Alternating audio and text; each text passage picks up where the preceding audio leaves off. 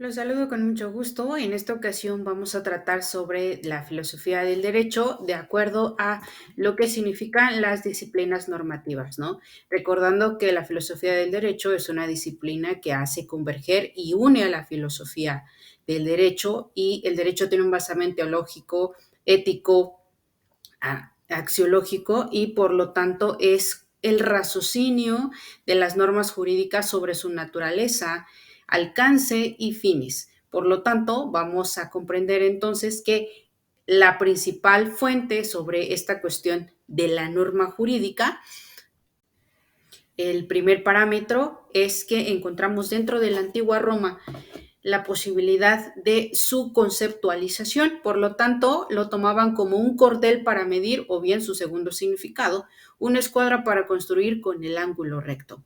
Posteriormente, dentro de acuerdo a las necesidades de la misma sociedad en desarrollo, pues jurídicamente se reconoce a partir del siglo XVII como la medición de conductas. Y así es como la norma empieza a tener los primeros cimientos, y su principal conocimiento es que dentro de esta filosofía, entonces en el siglo XIX, se relaciona con las reglas éticas. Y aquí es donde nosotros encontraremos uno de los pilares de construcción sobre las conductas humanas, y es decir, son los puntos cruciales que le interesa a nuestro derecho. Y la filosofía del derecho, siendo parte de esta ciencia del derecho que va a impulsar al saber, a la aplicación, y como lo mencioné, que también exista un objetivo fundamental de la creación de estas normas, y que no surjan únicamente como una expresión limitada o una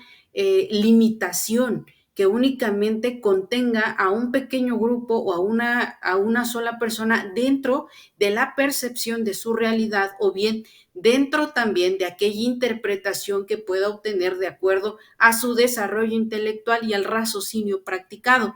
Vamos a encontrar diversos autores que ellos también empezaron a impulsar lo que es esta posibilidad dentro de la norma jurídica y su objeto de estudio sobre estas disciplinas normativas.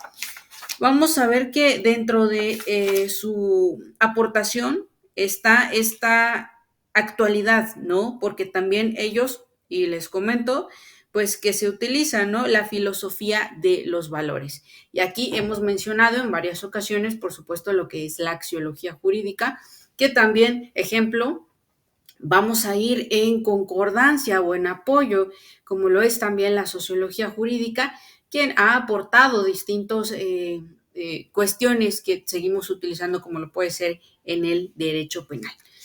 Bien, hablando de estas conductas, que es lo que nos interesa dentro de nuestra sociedad como seres humanos y como la normatividad aplicable, vamos a encontrar este debate sobre la moral y el derecho, tomando en cuenta que dentro del ámbito filosófico tiene que haber una estructura objetiva de la norma. ¿Por qué? Dentro de estas definiciones sobre la moral y el derecho, vamos a recordarlo de una forma muy práctica para no entrar en contextos sumamente grandes.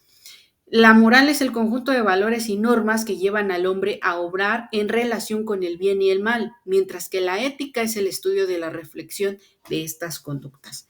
Vamos a encontrar entonces que esta cuestión sobre la moralidad depende de los valores aprendidos, desarrollados, porque pues el ser humano va a tener un proceso dentro de todo su crecimiento donde vamos a reconocer tres puntos. Y son objeto de reconocer aquellas que se adquieren con el nacimiento, es decir, todos tenemos dentro, también nos los explica el ius naturalismo y el ius positivismo. Por lo tanto, el ius naturalismo nos va a llevar a reconocer que desde nuestro nacimiento nosotros ya formamos parte, un sentido de pertenencia dentro de lo que es la familia, ¿no? Entonces, estos vínculos empiezan a formar también la cuestión de la moralidad de un ser humano. Por lo tanto, el segundo punto, aquellas normas o valores que se entienden o se adquieren mediante la costumbre o el aprendizaje, y por lo tanto están condicionados por cuestiones del pasado o por experiencias, por supuesto, de nuestros antepasados.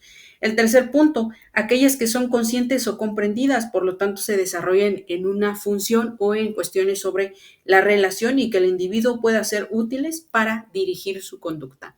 Es decir, aquí comprendemos que ya existe una posibilidad, las habilidades y la misma capacidad del razonamiento sobre perseguir o haber perseguido un conocimiento específico y contener dentro estos saberes para ahora exteriorizar dentro como un derecho natural lo que es su moral y su ética. Por lo tanto, concluimos que la existencia pues, de los derechos subjetivos no pueden prescindir de esta orientación teleológica moral. Es decir, todos nuestros derechos subjetivos, por supuesto, han sido aprendidos y han sido desarrollados por nuestras civilizaciones pasadas. Y hoy, la filosofía del derecho tendría que ser un margen sumamente importante dentro de nuestra ciencia jurídica para poder entender, comprender, apreciar cuál es ahora el punto de la exigencia de la creación de tantas y diversas normas que hoy en día, como juristas, nos toca estudiar, comprender, aplicar, exigir, porque este punto sobre la orientación teleológica moral, tenemos a Thomasius, un autor, quien quiero citarles un ejemplo donde nos lleva a cuestionarlos, por ejemplo, si el ser humano entonces tiene aquí su razón, si el ser humano tiene aquí su intelecto, su desarrollo, su moral establecida y su ética ya comprendida, entonces, ¿cuál es el objetivo sobre estas normas jurídicas al proteger sus derechos subjetivos? Y dentro del iusnaturalismo o el iuspositivismo, que este derecho positivo vigente tiene que estar acorde, ¿no?, a las nuevas necesidades que se encuentren ahora sobre el conflicto de la moral y el derecho aplicado y explicado dentro de la filosofía del derecho. Y Thomasius es uno de los autores, quien le cito, que nos propone la fórmula que por supuesto después ya retomará Kant, que según la cual el derecho se ocuparía de los actos exteriores y la moral de los actos interiores o intenciones. Por lo tanto, es lo que mencionaba en la diapositiva anterior, que esta sección moral va a existir siempre y cuando se ocupe de las cuestiones exteriores que por supuesto provinieron del interior para materializar esa conducta del ser humano. La parte de verdad captada por esta intuición no permite aceptarla como tal, puesto que ignora un sistema jurídico que no tomase en cuenta las intenciones, sería bárbaro e impracticable. Por ejemplo, el derecho penal exige en principio la intención delictuosa, el derecho contractual busca la intención de las partes. Así, un movimiento incoercible de las ideas desarrolla el correctivo del control de las intenciones, ya se trate del abuso del derecho o del derecho privado, o de la tergiversación de poderes del derecho público. De igual forma, tolerar que apariencias falaces disfracen intenciones ilegales sería la ruina del sistema jurídico. Por lo tanto, vamos a concluir con esta sección de que el estudio de nuestras normas jurídicas también nos ha llevado a ciertas ironías o ciertos dilemas que también, como bien lo menciona, hay intenciones ilegales o que van o actúan en contra de otras normas hoy en nuestro sistema jurídico. Por lo tanto, nos vemos en nuestra próxima cápsula.